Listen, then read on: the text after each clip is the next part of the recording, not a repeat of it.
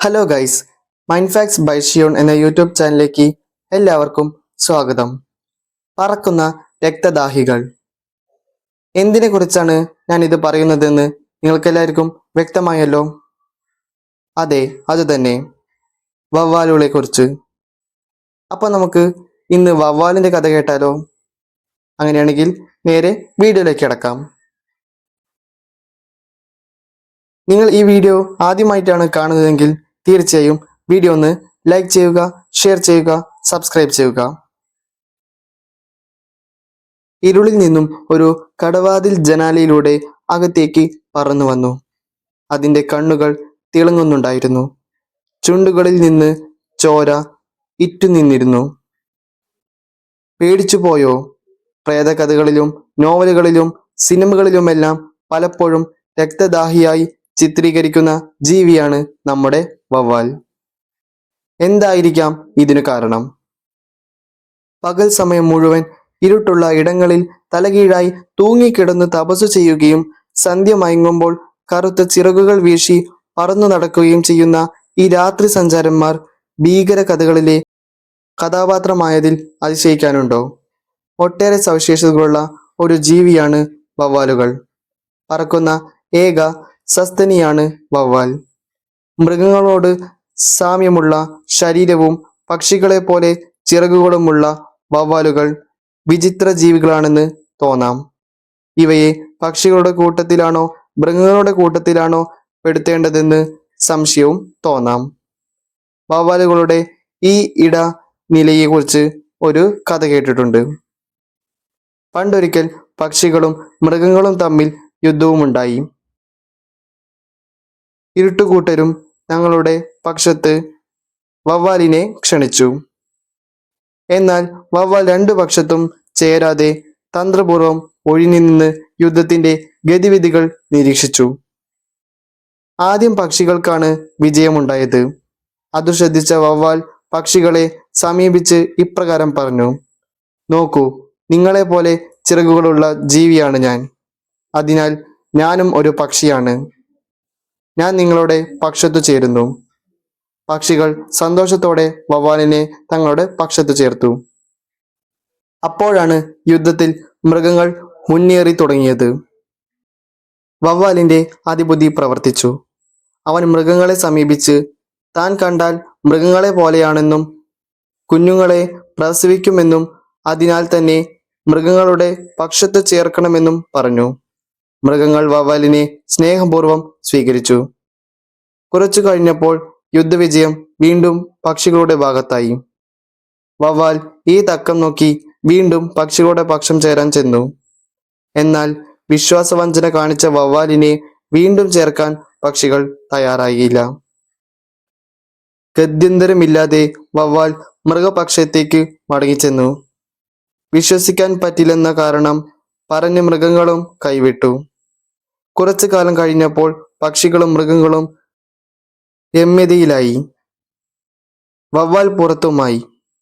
ആ കാരണം കൊണ്ടാണത്രേ ഇത് ഇരുളറിഞ്ഞ ഇടങ്ങളിൽ തലകീഴായി തൂങ്ങിക്കിടക്കുന്നത്. കഥ എന്തുമാവട്ടെ, ഇവ ചിറകുള്ള സസ്തനികളാണ് എന്നത് സംശയമില്ല. ചിറകുകൾ പക്ഷികളുടേതുപോലെ തൂവലുകൾ ഉള്ളവയല്ലെന്ന് മാത്രം. ലോകത്താകെ 1000-ൽ പരം ഇനങ്ങൾ വവ്വാലുകൾ ഉണ്ടെന്നാണ് കണ്ടിട്ടുള്ളതത്രേ. 2 മുതൽ 2.6 ഗ്രാം വരെ തൂക്കമുള്ള കുഞ്ഞൻ വവ്വാൽ മുതൽ 1.6 കിലോഗ്രാം തൂക്കമുള്ള ഭീമൻ വവ്വാൽ വരെ ഇക്കൂട്ടത്തിലുണ്ട്. നദികൾ, അരുവികൾ, കുളങ്ങൾ, തടാകങ്ങൾ, കൃഷിസ്ഥലങ്ങൾ, വനങ്ങൾ, റോഡുകൾ എന്നിവയുടെ സമീപമാണ് ഇവയെ കാണപ്പെടുന്നത്. ചെറുതോ വലുതോ ആയ കൂട്ടങ്ങളാണ് ഇവ ജീവിക്കുക. ഗുഹകൾ, പാറക്കെട്ടുകൾ, വലിയ മരങ്ങൾ, പഴയ കെട്ടിടങ്ങൾ എന്നിവയാണ് ഇവയുടെ വാസസ്ഥലങ്ങൾ. അവിടെ തലകീഴായി തൂങ്ങിക്കിടക്കുക എന്നതാണ് ഇവയുടെ ശീലം. മുൻകാലുകളാണ് ചിറകുകളായി രൂപാന്തരം പ്രാപിച്ചിട്ടുള്ളത്. പിൻകാലുകൾ വളരെ ശോഷിച്ചവയായതിനാൽ ഇരിക്കുന്ന സമയത്ത് ഇവയുടെ ശരീരഭാരം താങ്ങാൻ കഴിയില്ല. മാത്രമല്ല പറക്കലിന് ആയം കിട്ടത്തക്ക വിധം നിലത്തോ മരപ്പൊത്തുകളിലോ ഊന്നാനും ഈ ശോഷിച്ച പിൻകാലുകൾ പ്രയോജനപ്പെടില്ല. അതിനാലാണ് ഇവ ഈ വിചിത്ര സ്വഭാവം കാണിക്കുന്നത്. തലകീഴായി തൂങ്ങിക്കിടക്കുന്ന സസ്തനികൾ വവ്വാലല്ലാതെ വേറൊന്നും ഉണ്ടാകില്ല. പകൽ സമയത്ത് ഇവ വിശ്രമത്തിലായിരിക്കും. ഈ സമയം അപൂർവമായി മാത്രം വവ്വാലുകൾ പറക്കൂ. എന്നാൽ സന്ധ്യയായാൽ അവ പുറത്തിറങ്ങും. കീടങ്ങളെ ഏറ്റവും അധികം കിട്ടുന്നത് സന്ധ്യയ്ക്കാണല്ലോ. വവ്വാലുകൾ കൂട്ടമായാണ് ജീവിക്കുന്നതെങ്കിലും ഒറ്റയ്ക്കാണ് ഇര തേടുന്നത്. വവ്വാലുകൾ കാഴ്ചശക്തി കുറവാണ്. അൾട്രാസോണിക് ശബ്ദങ്ങൾ പുറപ്പെടുവിച്ച് അവയുടെ പ്രതിധ്വനി കൊണ്ട് മുന്നിലുള്ള വസ്തുക്കളെ തിരിച്ചറിഞ്ഞാണ് ഇവ സഞ്ചരിക്കുക. സഞ്ചാരപാതയിലെ തടസ്സങ്ങളും ആഹാരത്തിന്റെ സാന്നിധ്യവും മറ്റും ഇവ ഇങ്ങനെയാണ് തിരിച്ചറിയുന്നത്. ഷഡ്പദഭോജികളായ വവ്വാലുകൾക്ക് ഇരയുടെ വലുപ്പം, ദൂരപരിധി, പറക്കുന്ന ഉയരം, ചലനവേഗത തുടങ്ങിയവ ഏകദേശം 90% കൃത്യതയോടെ മനസ്സിലാക്കാൻ കഴിയും. ഇവ പ്രസവിക്കുകയും കുട്ടികളെ പരിപാലിക്കുകയും ചെയ്യും. ഒരു പ്രസവത്തിൽ 3 കുട്ടികൾ വരെ ഉണ്ടായിരിക്കും. പെൺവവ്വാലുകൾ വർഷത്തിൽ 1-2 തവണ പ്രസവിക്കും. കുഞ്ഞിനെ ജാഗ്രതയോടെ സംരക്ഷിക്കുന്നത് അമ്മ വവ്വാലിന്റെ ജോലിയാണ്. പകൽ സമയത്ത് കുഞ്ഞു വവ്വാൽ അമ്മ വവ്വാലിന്റെ ചിറകിനുള്ളിൽ അള്ളിപ്പിടിച്ച് സുരക്ഷിതമായിരിക്കും. കുറച്ചു കാലം രാത്രി ഇര തേടിയിരിക്കുമ്പോൾ കുഞ്ഞ് അമ്മയുടെ ചിറകിനോട് ചേർന്നിരുന്ന് സഞ്ചരിക്കും. ഇവയ്ക്ക് സ്വയം പറക്കാനുള്ള ശേഷി ഉണ്ടാകുന്നതുവരെ അമ്മ വവ്വാൽ പരിചരിക്കും. അമ്മയുടെ ഭാരത്തിന്റെ 2/3 ഭാരം മെത്തിയാൽ കുഞ്ഞുങ്ങൾ സ്വയം പറക്കാൻ തുടങ്ങുന്നു. പ്രേതകഥകളിൽ പറയുന്നത് പോലെ രക്തം ഊറ്റിക്കുടിക്കുന്ന വവ്വാലുകളുണ്ടോ? ഉണ്ട് എന്നതാണ് യാഥാർത്ഥ്യം. ഒരേ ഒരു ഇനം വവ്വാൽ മാത്രമേ രക്തം കുടിക്കൂ.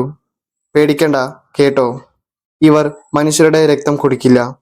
മൃഗങ്ങളുടെ രക്തമാണ് ഊറ്റിക്കുടിക്കുന്നത്. മെക്സിക്കോയിലും സൗത്ത് കൊറിയയിലും മാത്രമാണ് ഇവ കാണപ്പെടുന്നത്. വാമ്പയർ ബാറ്റുകൾ എന്നാണ് ഈ രക്തദാഹികളുടെ പേര്. ഇരുട്ട് നിറഞ്ഞ സ്ഥലത്ത് മാത്രമാണ് ഇവ താമസിക്കുന്നത്. കുഞ്ഞുങ്ങളെ ദത്തെടുക്കുന്ന ലോകത്തിലെ ഏക ഇനം ഇവയാണ്. ഇവ കടുത്ത വംശനാശ ഭീഷണി നേരിടുന്നുണ്ട്. ചിലയിനം വവ്വാലുകൾ തേൻ കുടിക്കുന്നവരാണ്. മറ്റു ചിലരാകട്ടെ പഴങ്ങളും മറ്റു തിന്നു ജീവിക്കുന്നവരാണ്. ഇനി ഒരു കൂട്ടർ മാംസഭോജികളാണ്. ഇവയിൽ ഷഡ്പദഭോജികൾ, ചെറുജീവികളെ ആഹാരമാക്കുന്നവർ എന്നിവ ഉൾപ്പെടുന്നു. സ്വന്തം വർഗത്തെ തന്നെ പിടിച്ചു തിന്നുന്ന ഇനങ്ങളും ഇന്ത്യയിലും കിഴക്കൻ ഏഷ്യൻ രാജ്യങ്ങളിലും കാണപ്പെടുന്നു. മത്സ്യങ്ങളെ ആഹാരമാക്കുന്ന ഒരിനത്തെ അമേരിക്കയിൽ കണ്ടെത്തിയിട്ടുണ്ട്. ഇവയ്ക്ക് വെള്ളത്തിൽ നിന്ന് മീൻ പിടിക്കുന്നതിനുള്ള അനുകൂലങ്ങൾ കാണാൻ കഴിയും. കൂർത്ത നഖങ്ങളുള്ളവയാണ് ഇവ. ചില വവ്വാലുകൾ തണുപ്പ് കാലത്ത് ശിശിരനിദ്രയിലായിരിക്കും. ശിശിരനിദ്രയ്ക്കു വേണ്ടി നല്ലൊരു മുന്നൊരുക്കം അവ നടത്തും. കൂടുതൽ ആഹാരം കഴിച്ച് ശരീരത്തിൽ കൊഴുപ്പ് ശേഖരിക്കും. Red bat, silver haired bats എന്നിവ മരങ്ങളിലാണ് ശിശിരനിദ്ര നടത്തുന്നത്. കൂടുതൽ വവ്വാലുകളും കെട്ടിടങ്ങൾ, ഗുഹകൾ എന്നിവയാണ് ശിശിരനിദ്രയ്ക്കായി കണ്ടെത്തുന്നത്. റെഡ് ബാറ്റുകളും ഗ്രേ ബാറ്റുകളും ശിശിരനിദ്രയ്ക്കിടെ തണുപ്പ് കുറവുള്ള ദിവസം നോക്കി ഭക്ഷണത്തിനായി പുറത്തിറങ്ങും. ശിശിരനിദ്രയ്ക്ക് അനുയോജ്യമായ ഗുഹകൾ കണ്ടെത്തുവാനായി ഗ്രേ ബാറ്റ് വളരെ ദൂരെ സഞ്ചരിക്കും. ശിശിരനിദ്രയ്ക്കായി ദേശാടനം നടത്തുന്നവയുമുണ്ട്. സിൽവർ ഹെയർഡ് ബാറ്റ് ശിശിരനിദ്രയ്ക്കായി അമേരിക്കയുടെ തെക്കു ഭാഗത്തേക്ക് ദേശാടനം നടത്തും. പിന്നെ വേനൽക്കാലമാകുമ്പോൾ വടക്കേ അമേരിക്കയിലേക്കും കാനഡയിലേക്കും ഇവ സഞ്ചരിക്കും. ഹൊറേ ബാറ്റുകളും ഇങ്ങനെ തണുപ്പ് കാലത്ത് തെക്കോട്ട് ദേശാടനം നടത്തുന്നവയാണ്. വവ്വാലുകൾക്കെല്ലാം പേവിഷമുണ്ട് എന്നൊരു വിശ്വാസം നമുക്കിടയിലുണ്ട്. ഇത് പൂർണ്ണമായും ശരിയല്ല. 1% വവ്വാലുകളിൽ പേവിഷബാധ ഉണ്ടാകാം. അതുകൊണ്ട് വവ്വാലുകൾ കടിച്ചാൽ മുറിവ് ചെറുതാണെങ്കിലും ചികിത്സ അനിവാര്യമാണ്. വവ്വാലുകൾ കടിച്ച പഴങ്ങളും മറ്റു ഭക്ഷിക്കരുത് എന്ന് പ്രത്യേകം പറയേണ്ടതില്ലല്ലോ. ശാരീരിക പ്രത്യേകതകളുടെ അടിസ്ഥാനത്തിൽ വവ്വാലുകളെ 2 ഗ്രൂപ്പുകളായി തിരിച്ചിരിക്കുന്നു. പറക്കുന്ന കുറുക്കന്മാർ എന്നറിയപ്പെടുന്ന മെഗാകൈറോപ്റ്റീറ എന്ന് വിളിക്കാറുള്ള വലിയ വവ്വാലുകളാണ് ആദ്യ ഗ്രൂപ്പ്. ഇവയുടെ മുഖം കണ്ടാൽ കുറുക്കന്മാരെ പോലെ ഇരിക്കുമെന്നതിലാണ് പറക്കുന്ന കുറുക്കന്മാർ എന്ന് വിളിക്കുന്നത്. ഇവ പഴങ്ങളും തേനുമാണ് കഴിക്കുന്നത്. കണ്ണുകൾ തന്നെയാണ് ഭക്ഷണം കണ്ടെത്തുവാൻ കൂടുതലും ഉപയോഗിക്കുന്നത്. മൈക്രോകൈറോപ്റ്റീറ വിഭാഗത്തിലുള്ള വവ്വാലുകൾക്ക് ശരീരവലുപ്പവും കുറവാണ്. കൂടുതലും കീടങ്ങളെ ആഹാരമാക്കുന്നവയാണ്. ഇക്കോലൊക്കേഷനിലൂടെ ഇവ ഇരകളെ കണ്ടെത്തുന്നു. ഇക്കോലൊക്കേഷനെ സഹായിക്കും വിധം ചെവികുട താരതമ്യേന വലുതായിരിക്കും. വവ്വാലുകളിലെ ഓരോ ജാതിക്കും വ്യത്യസ്ത ആഹാര രീതികളാണ്. പ്രാണികളെ തിന്നുന്നവ, പഴങ്ങളെ ആഹാരമാക്കുന്നവ, തേൻ കുടിക്കുന്നവ, തവള, മീൻ എന്നിവ ആഹാരമാക്കുന്നവ എന്നിങ്ങനെ പല വിധത്തിലുള്ള വവ്വാലുകൾ. പക്ഷികളെയും പൂമ്പാറ്റകളെയും മനുഷ്യൻ സ്നേഹത്തോടെ കരുതുന്നു. എന്നാൽ വവ്വാലുകളെ അവർ തങ്ങളുടെ നിത്യജീവിതത്തിന്റെ ഭാഗമായി കരുതി സ്നേഹിക്കുന്നുണ്ടോ? ഇല്ല എന്നതാണ് വാസ്തവം.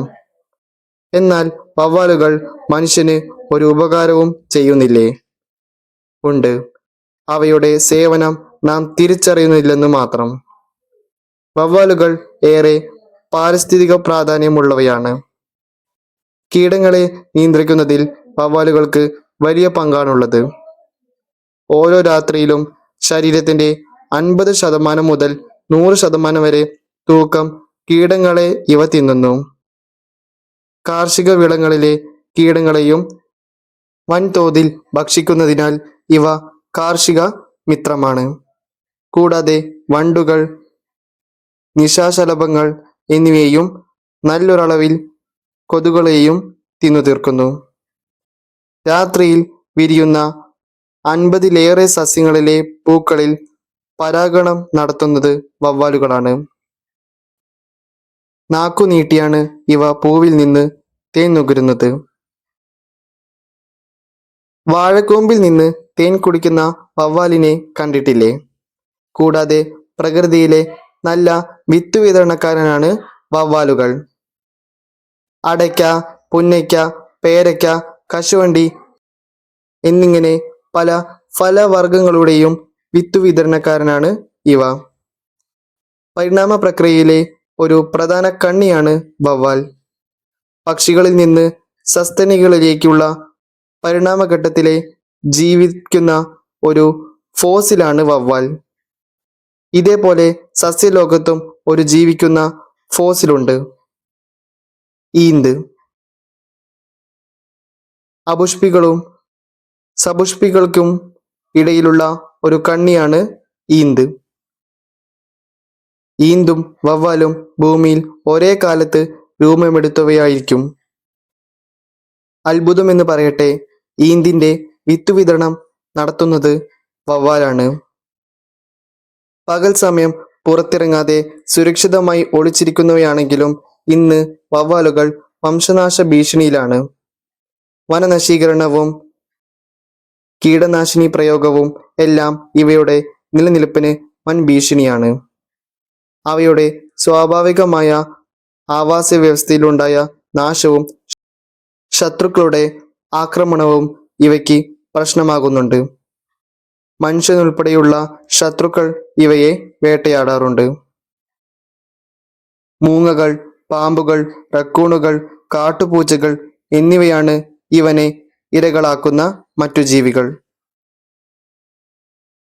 ശിശിരനിദ്രകാലത്ത് മനുഷ്യർ വൻതോതിൽ ഇവയെ വേട്ടയാടാറുണ്ട്.